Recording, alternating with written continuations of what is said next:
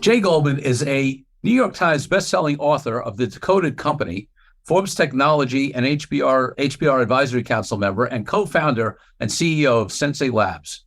Jay thinks he might be the luckiest guy in the world because he got to co-found Sensei Labs and spends his days working hard to invent the future of work alongside his amazing crew. He's focused on technology design and the art of leadership. In addition to writing the book, The Decoded Company, he also, as we said, contributed to the Harvard Business Review. He frequently speaks to teams and companies about the future of work, including TEDx, NASA, Harvard Business School, Google, and Twitter's world headquarters. Jay, welcome to the DealQuest podcast. Thanks for having me, Corey. So listen, I know we're going to get into all that great background, and we're going to talk about post-merger integration, and you've had some experience in doing a spinoff and raising capital and all this great stuff that relates to deals. But before we get to any of that, I want to take you back to when you were a little kid growing up, maybe 10, 12 years old. What did you want to be? Because my guess is somebody who has done all of that wasn't it, but you tell me. Actually, my dad was in the software industry. And so I grew up around a software entrepreneur who had started a software company. This was pre-internet, so they were selling software on CDs and distributing it out. Actually, probably software on floppy disks at first, and then software on CDs later on. And he had a very successful run building enterprise software and sold his company to a database company called Sybase, which some of the listeners may recall.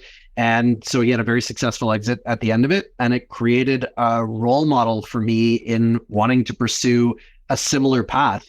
So entrepreneurship, and particularly in software and technology, was always very much in the forefront for me. Interesting. So that's great. You know, so many of our guests, they had no clue they'd end up where they are. And then occasionally we get somebody who, you can actually see some thread from even when they were younger. So that's fascinating. What was your first deal of any type? It could have been something small when you were a kid, or it could be early in your career. What's the first thing you'd consider a deal that comes to mind? Well, I've always been involved in sales as a founder of a business before Sensei Labs, which is our current business. Many years ago, at the beginning of my career, I had started an agency called Radiant Core. And so as the co-founder and really salesperson, selling deals for Radiant Core is probably really where I would think of as kind of the first significant deals. And then we actually sold Radiant Core to one of our clients in the end. So that would be, I think, probably for your listeners, what they might think of as the first deal that I ever did. Yeah. So actually, why don't we start that there then and work our way up? So talk about that first deal, not the sales side of it, because as you alluded, it's not those kind of deals that we focus on. It's the inorganic growth. But talk about that first exit. You said you sold it to a customer, right? Yeah, and that's an unlikely exit for an agency. We had started the business. It was a group of four of us at the beginning, myself, technical co-founder, creative co-founder, and then sort of an all-round customer, client service, technical, et cetera, co-founder. So there were four of us at the beginning. Yeah. And we had always envisioned that we would get into building products. That was sort of the path we wanted to go down. But like many early product companies, we weren't in a position to raise a seed round of capital. And we did have very marketable skills that we could sell on an hourly basis. So we started an agency thinking we would get into making products. That is a very hard transition to make. I'm now successfully on the other side of it, so we can speak more about how to actually make that transition after. But at the time, that seemed like a prohibitively difficult thing. And in a way, you become addicted to your services revenue because it's not only keeping the lights on, but eventually as the business grows, it's paying your salaries, and hopefully your salaries are growing and you're becoming more and more successful. You start scaling the business, but those are hungry mouths to feed. And so you continue to need to scale the services revenue that goes along with it. So we were several years in, we'd grown the business quite well. We're about 10 people or so, continuing to scale. We were now at that point, two co-founders remaining in the business. And we would sit down and do a kind of annual review together. How was our last year? What do we want to do for the year ahead? We sat down over lunch right at the beginning of the year, and we both kind of said, I wanted to get into products and I'm getting a little tired of being in the services business. And so maybe it's time for us to think about what that looks like to get out of this. Do we put all our chips in to building a product, get out of the services business? It's going to be hard. We probably have to let some people go. That's going to suck. Do we find maybe a buyer for this business? And so we started to have those conversations and those thoughts. And we had a client at the time who was a very active client. They were consuming basically as much of our time as we were able to give to them. And I'd been having conversations with their CEO, and their ultimate goal was to build an in-house team. We were really a digital agency, so we were doing a lot of development work for them, a lot of design work for them. And I said to him one day on a call, the team you would build and the team that we have are very similar in terms of their makeup. Would you ever consider just buying our company and bringing our team in-house? And he got very excited about that prospect. And so within 3 weeks, we had the full structure of a deal in place, and we exited the business to him. And we stayed on for a while. I stayed on for less time than my co-founder did. And that was kind of the first deal done. I love that. And it's fascinating. You're right. That's not your typical buyer, but it does happen. I know of other situations like that. And the other thing that you raised that's really interesting, and you alluded to, we'll talk about it later as we get more into what you're doing now, what you build now in Sensei Labs. But, in fact, I won't give much in the way of detail because it's confidential, but I was literally just on a call earlier today with an attorney friend of mine who, whether it's attorneys or accountants or, anybody who's generally fee for service, right? Billing time, or even if you can figure out a way, I mean, we do a lot of fixed fee stuff or whatever, we figured out some models that are better than just selling out time. But even with that, the scalability of it is limited and or takes a lot of people, right? And, it's certainly not like a technology play as, which probably the thing most on the other extreme, right? Where in theory, you can. So, and the idea of being able to create product, being able to create recurring revenue, certainly subscription models have become like, when I was growing up, you didn't subscribe to anything except for maybe a newspaper. And now I get notices from my technology saying, do you want to look at all your subscriptions? Because maybe you don't know what you subscribe to and they're actually right. I have no idea. Yeah. So, talk to us a little bit, even though that's, you raised it and it may not be still specific, but I think it's a fascinating thing. A lot of businesses are trying to move from that services model to a product model, or from a fee for service and or whatever model to a recurring revenue, from a project to a recurring revenue model. Talk a little bit about how you did eventually figure that out, and that'll probably tie into some what you're doing now.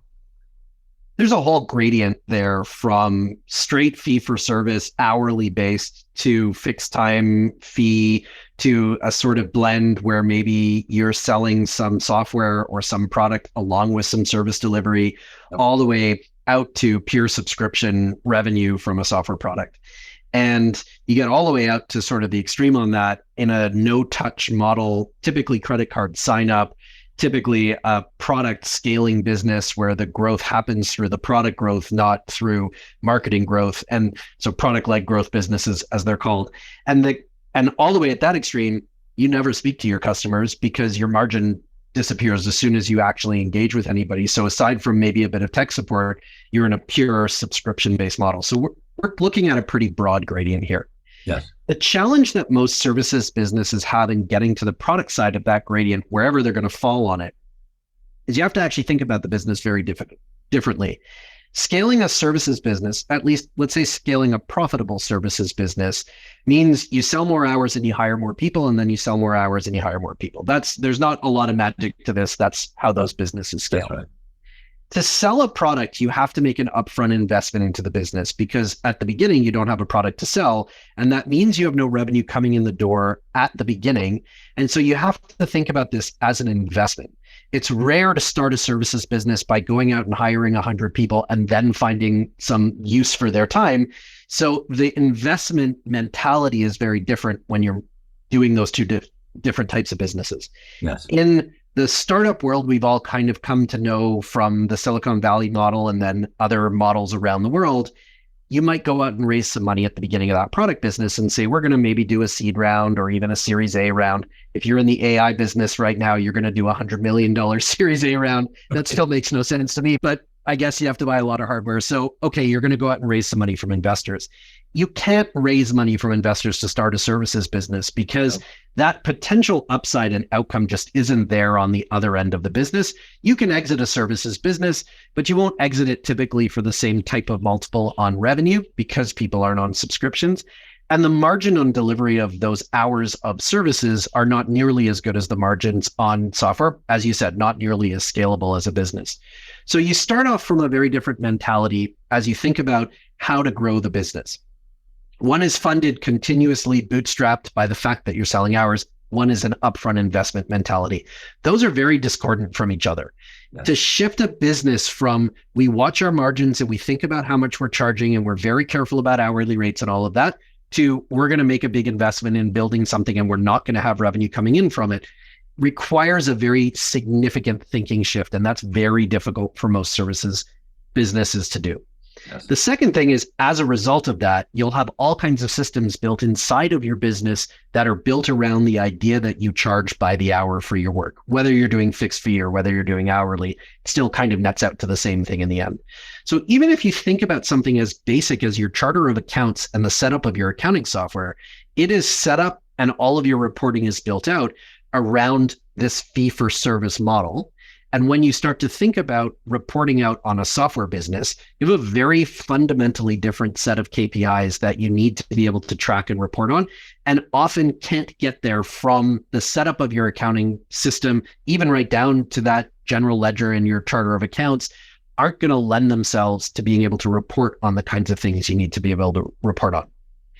So if you think about something like you're a services business and you charge by the hour, and you want to become a software business and you're going to track annual recurring revenue, those two concepts are radically different from how you track it, where the data lives, how you're going to report on it, what those dashboards look like, even if they're in Excel. That is a big shift to make as a business. Yeah. And then I'd say the last thing is people. You hire a certain type of people to work in a services business. Some of their skills will be the same as you need. So if you're a web development shop and you're charging for the hour to build websites for people, and then you decide to build a web app, you've got developers whose skill set are probably applicable across both. There's some differences here. You may not think about performance the right way if you're going to build a highly scalable web app compared to some websites for clients. So it may not be a complete mapping, but close enough. You'll have lots of people in your services business, though, whose skill set is not applicable. And so now you have to think about how you're going to make that shift. And that creates a lot of negative energy in the business. If those people get wind of the idea that you're thinking about becoming a product company, they're going to fight pretty hard against that shift because it's their jobs on the line. Sure. And that means you're going to have to part ways with people, which is always a scary and difficult thing to do. There are lots of examples out there of this failing. There are a few examples of it succeeding. It is a very difficult transition to make. I can tell you a little bit about how we made that transition. Yeah, I'd love to go there, but let me just take a moment. I want to just highlight a couple of things you said for the audience. One is, if there's anything I talk about that maybe people get, I don't think the listeners get tired of it. In fact, the comments we get, they appreciate it, but I talk about it a lot, is mindset shift, right? Anytime we're going to, whether it's becoming an entrepreneur from an employee, whether it's becoming a deal maker from being an entrepreneur, because there are plenty of entrepreneurs who build their business organically, but they're not deal makers. It's a different mindset. And certainly this shift from service business to product, business, what you said, a different thinking, right? It's a different mindset conversation. And without the mindset, I don't care, shift. I don't care what tools or whatever, you can put in place. It's not going to happen. So I want to just, highlight that point. And then, I'd love, this is a great entree for you to talk about Sensei Labs and what it does and how you developed it, as a product company, as a software company in an area that, that a lot of other folks actually do through maybe consultants, right? Who actually do, bill their hours or project fees. Right. So, I think it's a good segue right into that. Yeah, I come back often, and I think as an industry, we come back often to Mark Andreessen's quote that software is eating the world. And so if you think about anything that's out there today, almost anything that's out there today, software will probably find a way to disrupt that thing. Obviously, you're going to get into some things that require, hands and physical interaction. But aside from that, software will find a way to eat it. And I think that only becomes more true in an age of AI. So if we look at the things that the current models, large language models and generative AI have very quickly become able to do quite well, they're not necessarily the things we expected that AI would be able to do 2 years ago. If you go back in time 2 years and you ask people about the threat of AI taking jobs, a favorite topic of people that get alarmist about things like this, they would say, oh, well, I certainly wouldn't want to be a truck driver. It turns out truck driving is a very difficult thing to do for AI models, and autonomous driving in general is actually really difficult. But if you'd ask those people who's going to be safe, they would have said probably the creatives. It's going to take a long time for AI to be able to write copy or generate images. It turns out that that's actually a lot easier than driving trucks. So the thing we now have are generative AI models that are able to generate content, write marketing copy, generate images, maybe not perfectly. I like the analogy of AI as a co-pilot much more than I like the analogy of it replacing people's jobs. I think we'll be there for a long time where it's a huge boost to productivity for certain disciplines and domains. I say all of that because if you are running a services business today, almost regardless of what that services business is, aside from kind of those physical things that do require somebody in the field, but if you're a knowledge working service business, and I would include consulting firms, I would include marketing agencies and the like, you have to be looking at which parts of our business are going to become disrupted by this software in the very near future. Perhaps nearer future than you expected would be the case. It may also, and very likely will, open up new roles that you didn't have before. So, for example, in this moment in time in the AI space, there is a new job description out there for someone called a prompt engineer. That's someone who has become very good at writing the prompts for a particular large language model, whether it's Midjourney on the image generation side or ChatGPT or Bing or Bard or whatever it is on the text side. And they have kind of learned the magic spells and the incantations that deliver the best results from those AI models. And so for now, there's a job called prompt engineer. That won't remain a job for very long because the AI models will get better and we won't need the same complexity of prompt engineering. But I would think about all of that maybe as a sort of aside. If you run a services business today, you need to start to think not that far out into the future. What happens as roles inside your company? And I expect that this will be kind of bottom up. So if you think about the most junior roles on your team, let's say you have analysts who are doing a lot of analyst work on data that's coming in from your clients, or if you're doing a lot of video production, they're maybe doing color grading or things like that. Those are the first roles that are going to go. But that's also in the typical pyramid model of a services business where the bulk of your revenue comes from. So if you have few people at the top who are your sort of top billers and earners from an hourly rate perspective, but they earn the fewest number of hours, and then down at the bottom of the pyramid are the workers who earn the majority of that, that's where that AI layer is going to come in first. Anyway, that wasn't actually the question you asked, but I think it's relevant to the topic. I'm glad you went down that, maybe we'll call it tangent in terms of the question, but it's important because it's such a important thing. I recorded, it'll probably air a couple of months before this episode, but I recorded a solo cast in which I was looking at where I was just doing a state of like the first half of the 2013 deal market, right? And we looked at some of the stats and read some articles on where VC money was going. And there was certainly a pullback, significant pullback in VC and private equity investment. But the huge exception to that, right, was AI. AI, funding was off the charts, right? So that is the area everybody's talking about it. And I think you're right. I'm not necessarily in the way. I mean, listen, all these things, whenever I see the technology shift, and I've been around a while now, it's so interesting. And this comes back to the mindset conversation. So interesting. Some people are like on the cutting edge of it. It's going to change the entire world. It's going to take over everything, right? And this is not just with AI. It's happened before with other stuff. Other people like, like I remember when robo-advisors started to come into the financial services space, all the investment advisors, we represent a lot of them. There was some that were like, no robot, no whatever software is going to ever replace me. We provide customized service or whatever. And then other people were like, oh my God, this is going to change the entire industry, right? Lawyers are worried now that they're going to be out of work because AI is going to be able to do everything they do. And it's never, of course, the extremes. Right. And the smarter people on doing exactly what you say, like this sort of saying, okay, where in my business is going to get disrupted? Not that I'm going to be gone, although maybe there'll be a couple industries that are disrupted. I mean, when they went from cold press to hot press, from a hot press to cold press in the printing industry, we used to represent a lot of the newspapers. All the pressmen, which is what they were called back then, all the pressmen, well, I mean, they didn't lose their jobs because they were unionized, and they ended up like working, like coming in and not doing anything for years and getting paid. But they had been replaced by digital, right? And the printing, because you didn't need hot press anymore. You didn't need people working those machines. So in a micro level, obviously there's that kind of disruption. But, we've seen in a macro level that there's always other jobs that replace it. And also the fact that the firms that don't take any either to extremes, when they look at the impact of these technologies is going to affect their businesses and they use it to their advantage, those are the ones who end up winning. So any case. Yeah, exactly. Yeah, I completely agree. It's never as black and white as people think that it's going to be. There's a million shades of gray between those two extremes.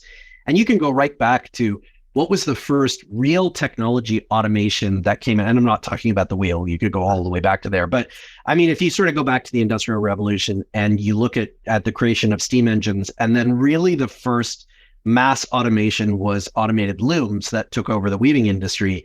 Yeah. And if you go back to that and look at the statements that people made, they're very similar to the statements people are making about AI today. And yes, there aren't manual loom operators anymore, but there's a million other jobs that didn't exist when the fear was what happens to all of the loom operators, what happens to the lamp lighters who go around lighting the lamps, all of those jobs. Yes, for those people, and in that cohort of people who had that job at that time, that is a life-changing event. We don't need lamp lighters anymore. So now you got to go find something else to do and get retrained on something else. But at a societal level, this is not nearly the doom and gloom. Everybody's going to be replaced by AI vision. And if you have started to experiment with AI, and if you haven't, you really need to go out and start to play around, even just to get a sense of the capabilities. Sign up for an OpenAI account, start using Bing Chat or Google Bard on your searches instead of just using the search interface. I think it's important that you start to understand where the bright spots are in the technology and what it's good at, but also where it fails and what it's not. And remember, and I'll say this as a general statement, a lot of what it answers is not necessarily true. So don't be lured into thinking that the answer you got back from ChatGPT or Bing or Bard was exactly the correct thing, because it does hallucinate from time to time. And so don't fall victim to that. But totally.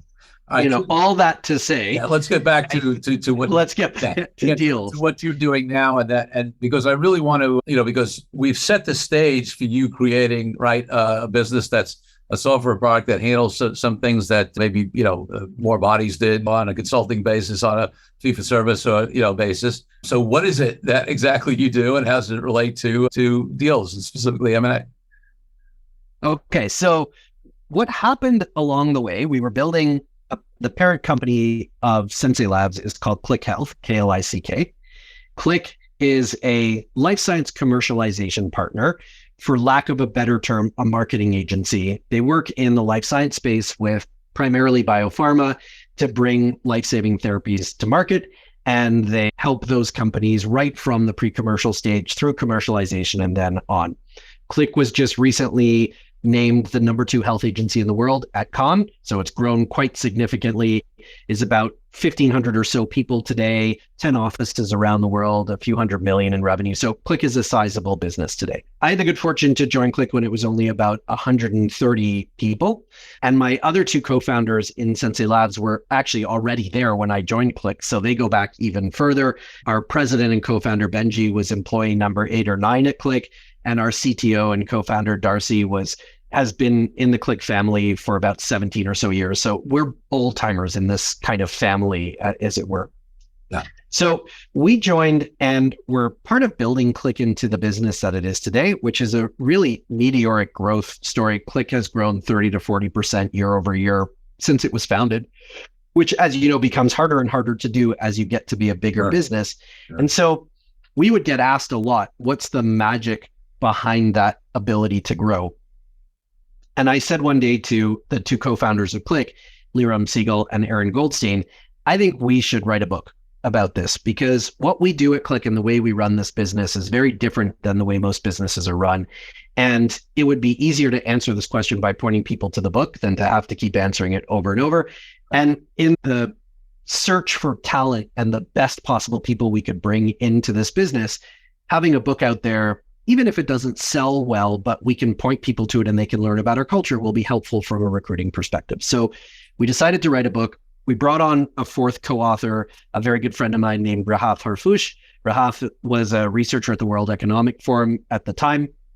She'd worked with Don Tapscott on some of his books. Some of your listeners may know Don's work. And so she came on board to join us as a researcher and co-author on the book. The book is called The Decoded Company. It came out in 2014. And we got extremely lucky with the timing of the book. We wrote a book about big data and talent centricity at exactly the right moment in time, exactly when those two things became really big topics. And as a result, the book became a New York Times bestseller, which was an extraordinary journey for us. It gave Liram and myself the opportunity to speak all over the world, some of the places you mentioned in the opening. And as we were doing those talks and we were talking about the platform we had built for Click called Genome, everywhere that we spoke about this and we talked about Decoded and the principles behind it and introduced Genome, we would come off stage to a lineup of people who wanted to know where they could buy Genome. And the answer was you couldn't. It was a proprietary platform we had built for ourselves. It was never intended to be a product. It was running Click behind the scenes. But we started to think, well, maybe this is actually something we need to think about. Is there an opportunity to commercialize this? We seem to have met some unmet market need here that there might be a real product around. So as we were having that thought, we were out on the speaking tour, we got approached by a CEO who today is actually a very well-known CEO.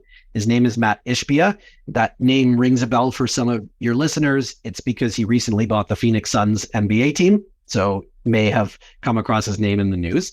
Matt is an extraordinary leader and CEO. He had been on a tour of our office at Click and seen a demo of Genome. And so he kept trying to get us to sell it to him. And we kept saying, it's not for sale. You can't buy it. And eventually he got tired of that answer. And he said, he called us. I remember we were on the speaking tour. He called us and said, look, I'm either going to build the system for myself or you're going to sell it to me. But if I have to go and build it for myself, you are no longer allowed to call yourselves entrepreneurs. And that was like, we're entrepreneurs. Like, that's our thing. So, that was like the gauntlet. Okay, fine. Matt, we'll sell you the system. You can be customer number one. He negotiated us into a 10-year subscription agreement on the first subscription we ever sold because he believed that this was going to be a really big platform and he wanted to secure that customer number one spot in the history of Sensei Labs. And so we signed our first subscription deal in January 2015. Took us about 6 months to get the platform ready for anybody outside of Click to use. We had all kinds of funny things happen through that journey where we discovered places that engineers had just made decisions that made perfect sense if you were building this to work inside of Click, but no sense at all if you weren't, like it only worked in Eastern Standard Time.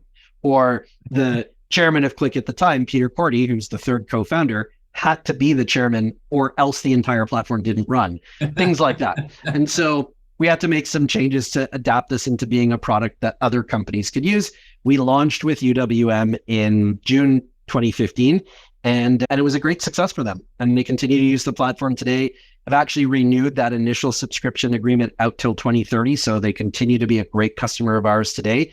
And every single team member at UWM uses our platform every day, and it's helped in a small way to power their growth to be the number one mortgage lender in the US today. So that's a great mutual success story that came out of that. As that started to happen, we started to think about what would be the conditions for us to deem this a successful enough experiment that it needed to live outside of Click. And so we started to add a few more customers and experiment with different industries, different company sizes, start to figure out where the software really worked well. We had the very good fortune for one of Click's largest pharma clients to come to us and say, we've heard about this platform you have. We have a very particular challenge in that we are launching a new blockbuster drug in the pharma industry that means over $1 billion a year in revenue in 26 countries. And we are currently tracking that in Excel spreadsheets. So that is status quo, unfortunately, for large enterprise. I'm sure many of your listeners are immediately having, cold sweats thinking about the very large program they're currently running. It's funny to twitch. Yeah, exactly.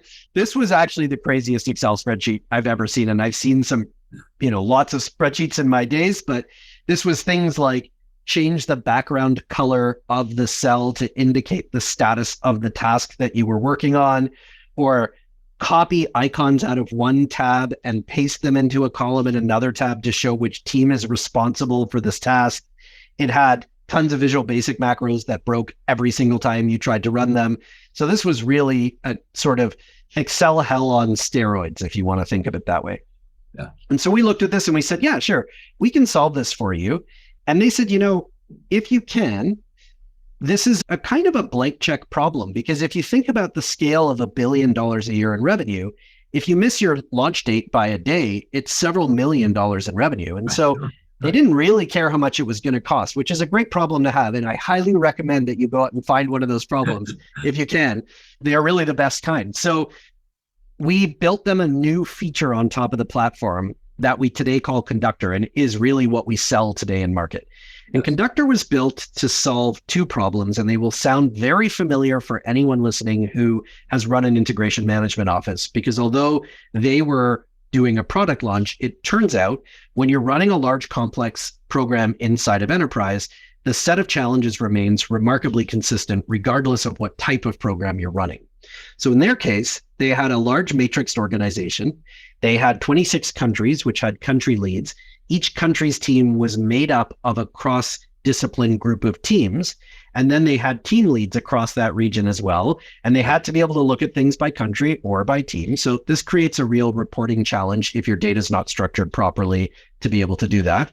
They needed to look at program execution. So your typical project portfolio management, who's doing what, what's our timeline, what's our risk and issue tracking, what are our milestone dates, what's our governance model, all of those sorts of things.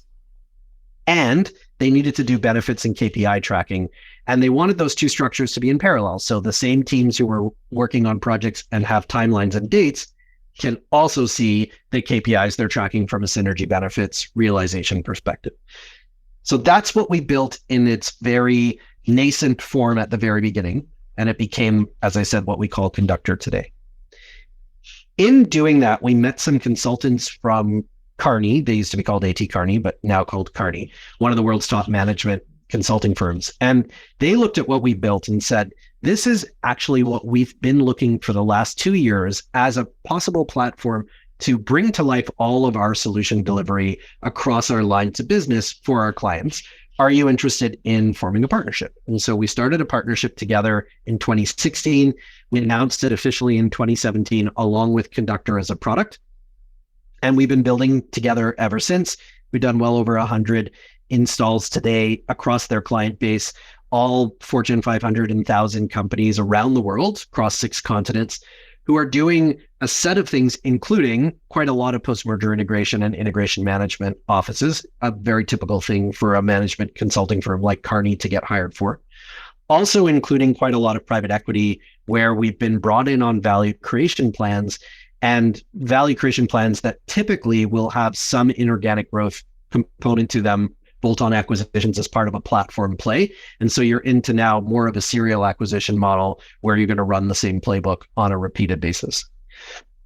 So that's where we've kind of got to today as a business, and we can talk more about that. Along the way, we also raised our Series A. And so certainly a deal there that was when we'd reached that set of conditions that we thought was the right moment to separate Sensei Labs from Click and spin it out as its own entity. And that's really the question we started off on, which was, how does a services business successfully spin out a product company? Yeah, I love it. So really, I mean, listen, for the audience, just to point out, and I want you to delve into these a little more, there were at least 3 deals that I heard you talk about. One is you have a spinoff, that's a deal. Second of all, you raise capital, right? A series, that's a deal. And then you talked about a partnership, right, with the management consulting company. So I'd love you to talk a little bit more about each of those. Obviously, not anything confidential or numbers or whatever. Conceptually, how did that work? I mean, often in spinoffs, does Click, to the extent you're comfortable sharing, obviously, Sure. Do they still own a piece of it? Was it a full spinoff? Talk about the capital raise, and then whatever you can share about this partnership stuff, because.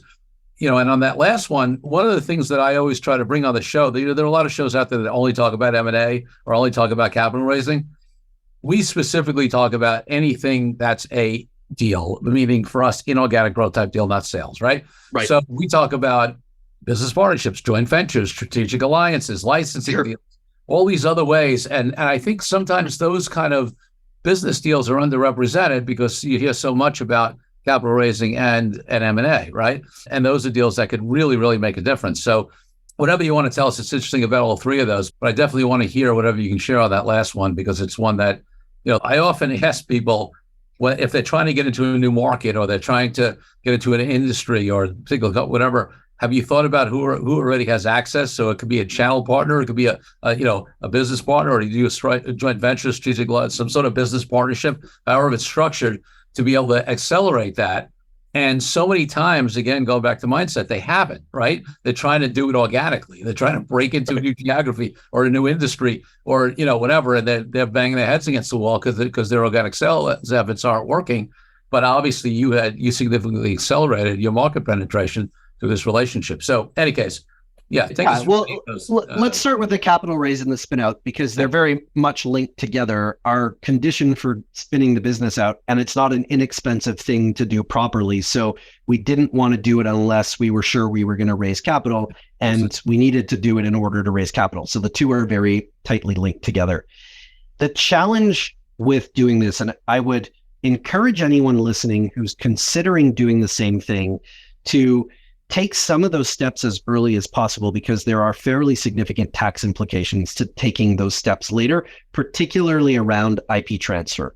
Yes. If you start building a product inside of your company today and you start to build up IP around that product, and that IP becomes valuable because you have customers paying you for it in some sort of subscription or licensing model, then you're assigning a value to the IP, as well as the potential R&D costs and other components that went into building that IP. And the further you go down this journey, the more valuable that IP becomes. So when you get to the point of a spin out or a carve out, you'll have to handle the value of that IP as part of that carve out transaction. And it can have a fairly significant implication to the business, not only because there's tax issues that might apply, and none of this is legal or tax advice, so please go talk to someone who actually is certified in doing these things. Yes. But generally speaking, you may have some tax issues.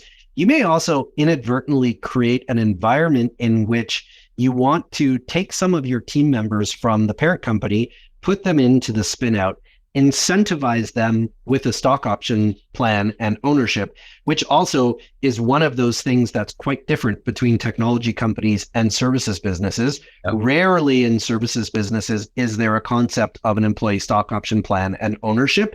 Generally, if there's some sort of profit sharing model, it is actually a bonus structure or profit sharing model, not so much an equity model. And that's a difference when you move over into the more sort of technology and software side of the world. But also consider that if you start a startup today, so Corey, let's say you and I go out and start a business and we say, well, there's two of us, we're just going to split it 50-50. Great. We're co-founders of a business worth $0. So although we own 50% of the shares each, they have no value. That's right. If we transferred in now some piece of IP that might be worth at this point several $1 million, we've actually now created a value for the business. It now has an enterprise value. And so those stock options we start granting people may be either at a strike price that is unattractive to them or potentially underwater, depending on how we've structured this and done that spin out. So if you're starting to think about this today, it may be beneficial to set up that corporate structure and build the IP in the subsidiary, even if it's 100% owned, earlier in that process than you might have done otherwise. And the cost of doing that early when there isn't much to do related to the value of it is much simpler than doing this later. If you are doing it later, don't skimp on the advisors that you bring on for this. Because as I said, there can be some pretty significant tax implications. So make sure from the accounting and tax side, you're well covered. But even possibly more importantly, that IP transfer agreement needs to be really watertight.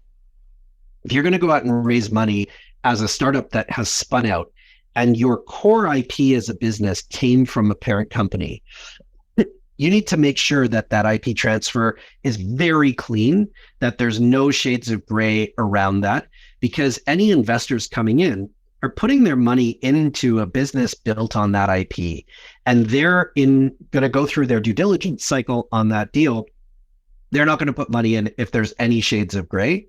100%. And if you're going to raise another round afterwards, this problem magnifies the more valuable the business becomes. Because if you get from a Series A to a Series B, let's say you're doing 10 million in ARR now, you want to go out and raise at a 7-8 times valuation. We're talking about a pre-money enterprise valuation of $70-80 million. Someone's going to come along and want to put in a $20-30 million check. Their level of due diligence is going to be a lot higher than the level of due diligence that happened in an earlier round.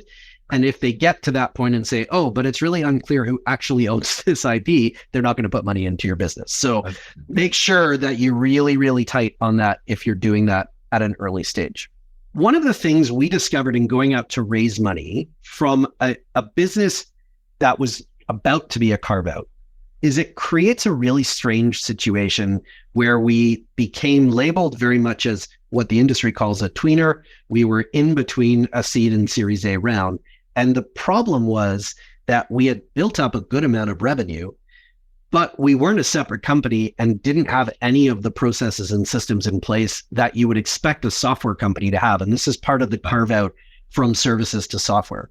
So in some ways, we looked like a seed round company because we were kind of just getting started with being a software company as an entity, but we had enough revenue that we fit into the Series A category. Yeah. But Series A investors didn't know what to do with us because they were thinking, I don't know how to put money into this business that still needs to build its own sales and marketing team. Because typically to get to a few $1 million in revenue, you would have built those teams up at that point.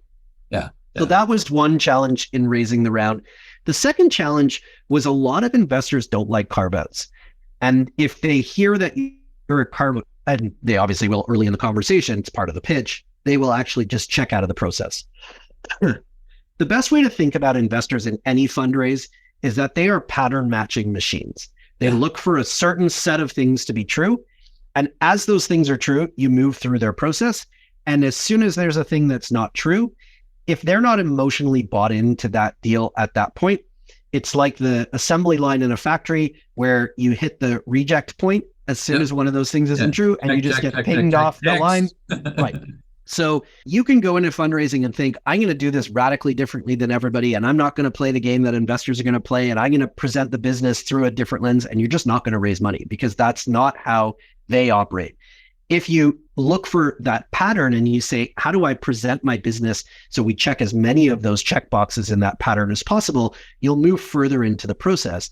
And the trick here as someone raising money is how do I get to a point where this potential investor is emotionally bought into this deal? And I think this is probably true for any negotiation. I'm using fundraising as an example, but it applies really regardless of what kind of deal you're doing.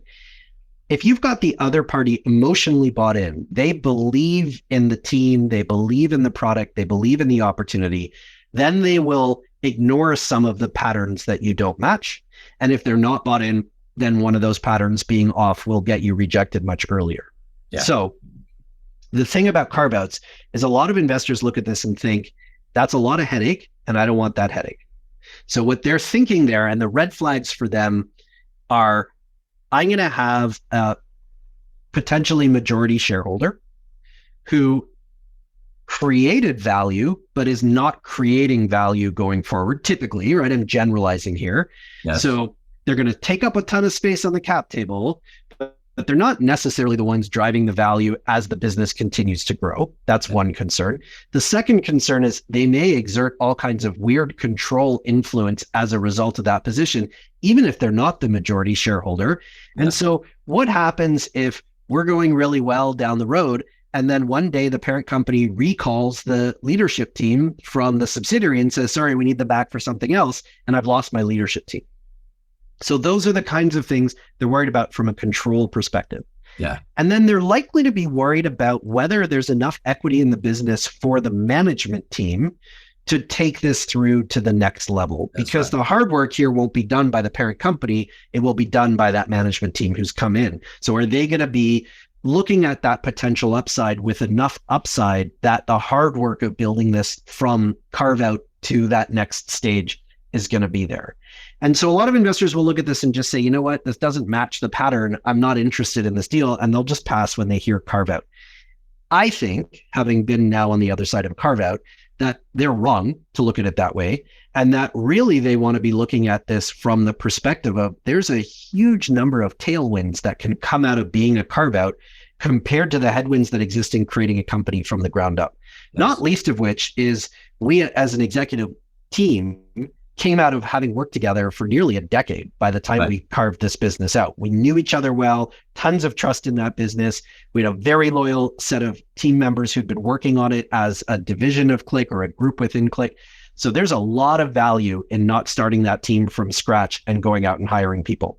Also, we successfully, as leaders at Click, I sat on the senior leadership team, scaled Click to a large business. So we knew about growing businesses and culture and how to scale that and how to think about team members and attracting the right talent and all of those things that first-time entrepreneurs have to learn the hard way through doing.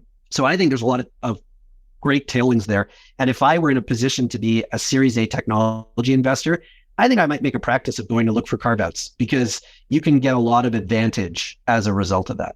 It would be interesting because, going with your point that they sort of have this way of doing things, it would be interesting to see, and I don't know of any particularly, I'm not saying they don't exist, I don't know everybody, but it'd be interesting to see somebody who just focused on, like, let's say they decided only to do carve-outs, right? To get great at that.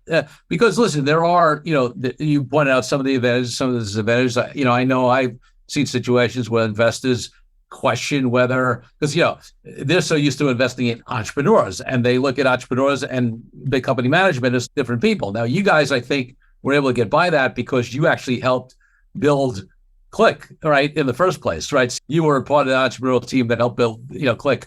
But sometimes there are carve-outs or spin-offs that are done with more sort of, corporate hired management who haven't really, who came in later and haven't built it. So there's this concern that they really have that entrepreneurial drive journey, how to work, without the big company and the funding and the mentality and whatever, which is legitimate, but that's all part of the due diligence process. But it would be fascinating to see somebody come in and just focus in that area because they could have their check boxes, but just have it be all about carve-outs, right? And get great at that because I do think there's, huge opportunities there. So that's great. As long as you're aware of as with anything, as long as you're aware of the watch outs and you know what to look out for and your experience has told you when we're going through due diligence, these are our clear red flags as a carve out specialist, then you could do very well in that space. And there are a lot of real advantages and not having to reinvent the wheel every time you do that. What does a really clean IP transfer agreement look like? And that's a non-negotiable for us. If the parent's not willing to agree to this very clean carve-out structure, then we're not going to do it. I might draw a parallel there to something like we've seen in the technology fundraising space around convertible notes. You kind of used to have the Wild West of convertible note structures, and now everybody pretty much does a safe. If you're going to go out and raise on a note, you're going to use a safe. It's kind of a generally accepted legal structure for doing this. You could get to a similar place with a carve-out. These are the set of agreements we work from as an investor. And if you're not willing to use them, that's probably a red flag that we don't want to do this deal anyway. And you could save a lot of money on the cost of those carve-outs because it can be quite expensive if you just work off a set of standard templates for a lot of those things. So so that was kind of the carve-out and the Series A together. We were very fortunate to meet some investors. Our round was led by Plymouth Growth Partners, who are based in Ann Arbor, Michigan. It was a strange round in that we raised it during COVID, and we're a Canadian company. They're in Michigan. So we're in Ontario, they're in Michigan. We are literally across the lake from each other. Yes. We didn't meet for probably a year and a half after the round closed because the border was closed because of COVID. So there was no way to meet. We actually at one point had talked about getting boats and picking a GPS coordinate in the middle of the lake and meeting each other. But then we figured this was going to end up looking like some kind of very illegal transaction that we probably shouldn't do. So we decided not to entertain that possibility. But love it.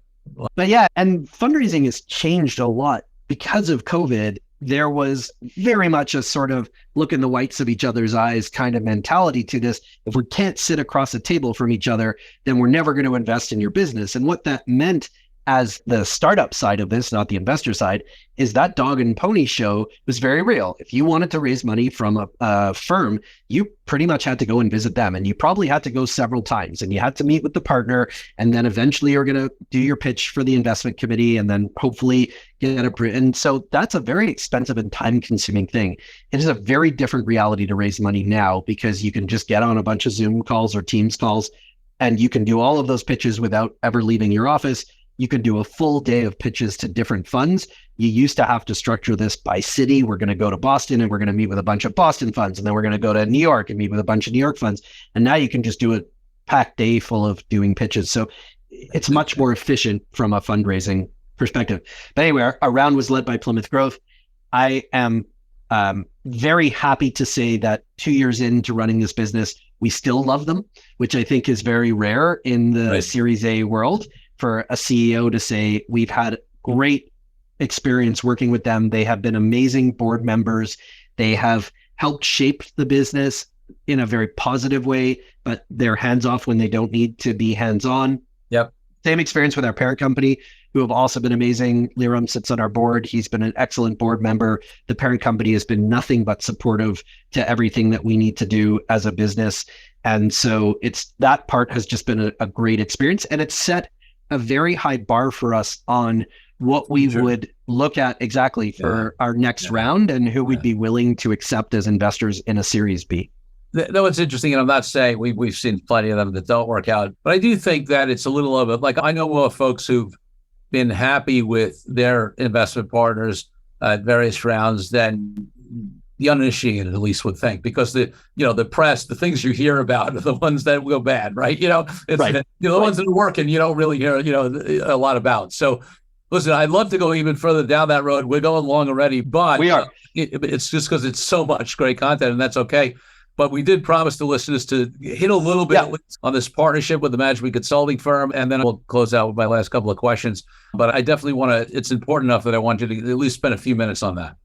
Yeah, and Corey, I'm also happy to do a part 2 if there's interest from your listeners. If they've been listening along and have questions they'd love to see us cover, I'm happy to come back on. We can answer a bunch of questions from them. I've made an offer now to your listeners on your behalf, I guess, but they can, if there's interest, I'm happy to come back on. Yeah, so let's talk about partnerships. Partnerships are a really tricky animal because they work well when your business interests are as aligned as possible, but it's very rare to find businesses that have alignment between your interests. And figuring out where those tensions lie between your two business models is the most critical part of getting to a partnership that works successfully. You'll never find a partner that has 100% alignment, because that would mean that they were you. There's no other way for you to get to 100% alignment. So when you think about the model between a software vendor and a partner, let's use a consulting partner as an example. It really applies to any professional service business. And our partnership with Kearney has been an amazing foundation for us to build a very successful partner program on, where we now work with other consultants and systems integrators and others. There's a lot of common parallels, though, in the professional service business. So let's use management consulting as an example. Your partner will never care as much about selling your software as they will about selling their services. The only way that you might find someone who cared as much about selling your software as you is if they were a reseller and the only thing they sold was your product. But that's never going to exist out there. And so as soon as they have 2 SKUs that they're selling, then 50% of their attention is divided between those 2 SKUs. And the reality, if you're talking about the reseller market, is they have 1,000 SKUs or 10,000 SKUs. Right. And you're never going to be as important to them as somebody else in that set of SKUs. Even if you get to be their largest they're your largest, reseller, and you're their largest vendor, you still don't dominate 100% of their attention. And so you have to think about this as you are much more important to yourself than you are to your partners. In a services model, they are built and structured, their compensation plans are built and structured around selling services, whatever their service is. So if their partners are out selling, and typically professional service firms follow a partner-based structure. It may not be partner ownership. There may be some complications behind the scenes, but essentially most professional service firms follow a model where there's a partner. That partner runs a fiefdom within the firm. They are usually responsible for their own sales. It's a sort of eat what you kill model. So they go out and they sell, and whatever they sell is what their team does. And they typically have some sort of revenue commitment to the partnership where they have to deliver at least a certain volume per year. They will have some people under them. Those people will have different titles depending on what type of partnership you're selling with. And so they will probably not be the ones who are doing any of the implementation work, but they're the ones who are out there closing the big deals. Yes. Their entire comp model is built on selling services. So when you come along and you build a partnership together, they will never care about selling your software. They will only ever care about selling their services. They tend to be very mercenary about that, and it makes perfect sense. It's exactly what their model suggests that they should do. If you follow the money in any model, it's a good way of figuring out what people's aligned behaviors are going to be. Doesn't mean they're not nice people. We love the partners that we work with, but fundamentally, bottom line for them, they get compensated on selling services, not on selling software. You need to figure out how selling your software helps them sell more services. And that's what I mean by alignment between your business models. Because if your software is just an add-on and it's kind of annoying and it's an extra thing that they have to talk to their clients about, and maybe it even puts their deal somewhat at risk because it's this extra cost they have to figure out how to explain, they will never sell any of what you do. Yeah. But if you can align yourself to helping them to sell more, then they will happily sell your software as part of that. Yes. So what does helping them sell more look like? In our case, when we work with partners, it actually means helping them sell more when they're in sales mode. So they will use our platform Conductor. They'll build out a pre-configuration or a template in Conductor. We call them fast starts. So they'll take one of their service deliveries. Let's talk about a management consulting firm that's doing merger integration.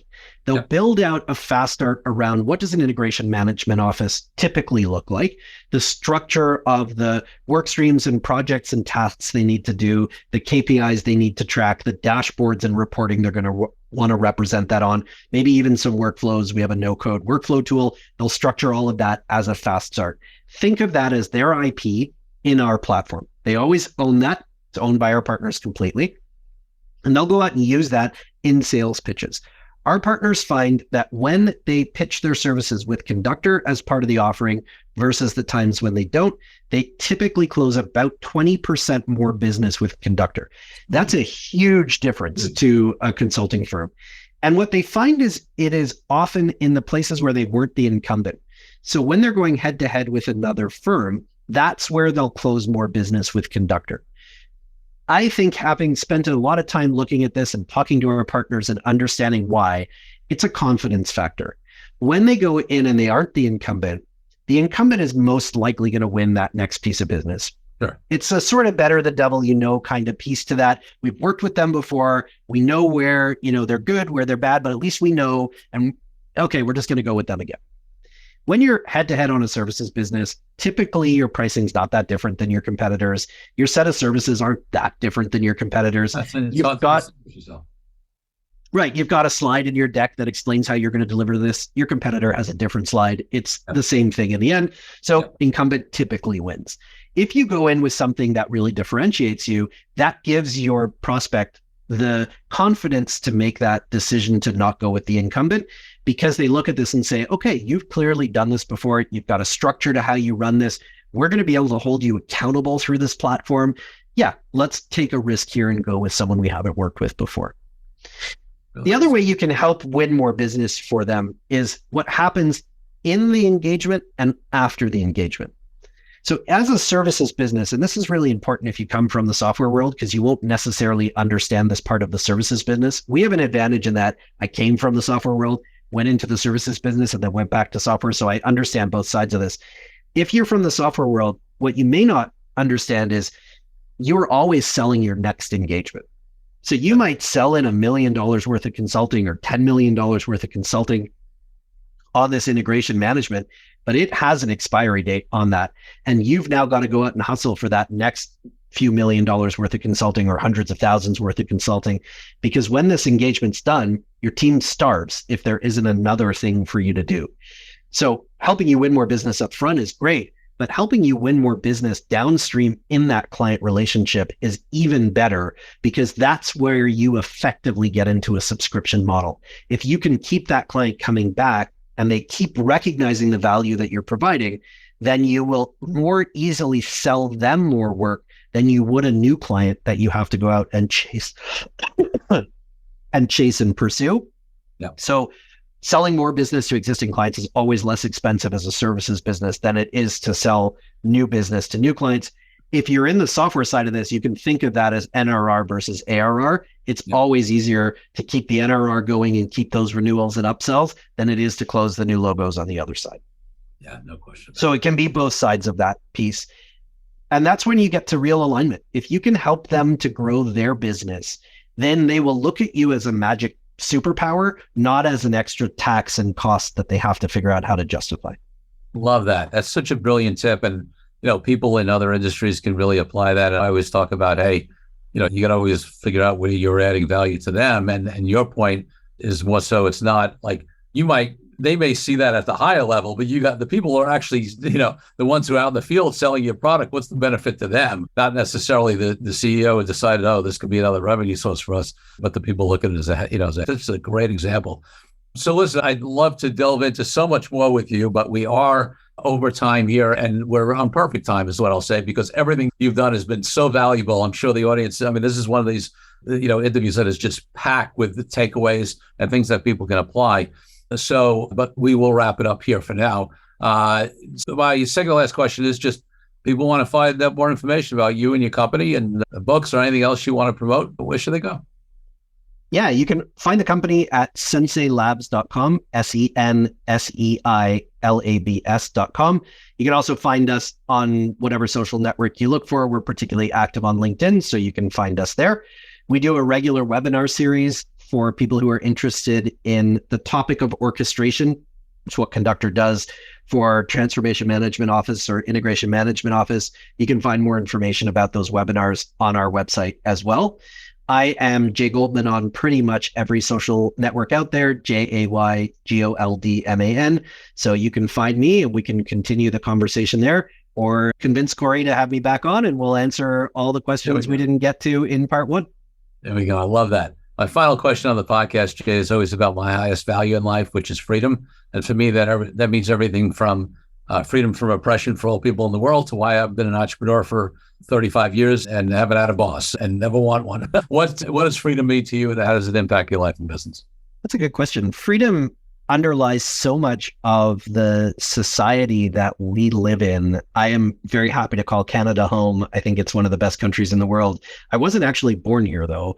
We were South African, and I was born in Johannesburg. And freedom in a very oppressive regime like apartheid era South Africa was a very different thing than growing up in a country like Canada. My parents made the decision to emigrate when I was born, and they looked at the world that they would be raising me in, and not so much the freedoms that we may not have enjoyed, but they had lots of Black friends who they couldn't go to restaurants with and they couldn't spend time with in public, and they didn't have nearly the same freedoms for their children as my parents would have had for me. And they made the decision that that wasn't an environment that they wanted to raise children in. And so they made the decision to leave. It was a difficult decision. The South African government at the time was really trying to prevent people from leaving the country. And so they had in place all kinds of restrictions on how much money you could take out and how easy it was to leave. Most other countries had restrictions in place. The Canadian government certainly did, where you couldn't pursue a citizenship without giving up your South African citizenship. And that's a hard decision to make if you were born in a country. Much as you may not like the regime that's in charge, it's still your place of birth. And my parents decided that Canada was a much better place to raise children, to have the kinds of opportunities that they wanted to have. Toronto has a quite large South African expat population. It's one of the largest in the world. So that makes landing there a little bit easier. But really, they made that decision largely around freedom, and the freedom for everybody, as you said, to live in a culture and an environment where everyone has the same freedoms and the same opportunities. And so that's really part of my life story. I was very young, obviously have no South African accent. I was about 18 months when we immigrated to Canada, and my sister is younger than me, was born in Canada, but I don't take that for granted maybe in the same way that people who are born into that kind of environment do, because I know what that sort of impact is and what that means to have those opportunities. What a beautiful story, and what a great way to end a great podcast. Jay, thanks for being such a great guest on the Deal Quest podcast. My pleasure.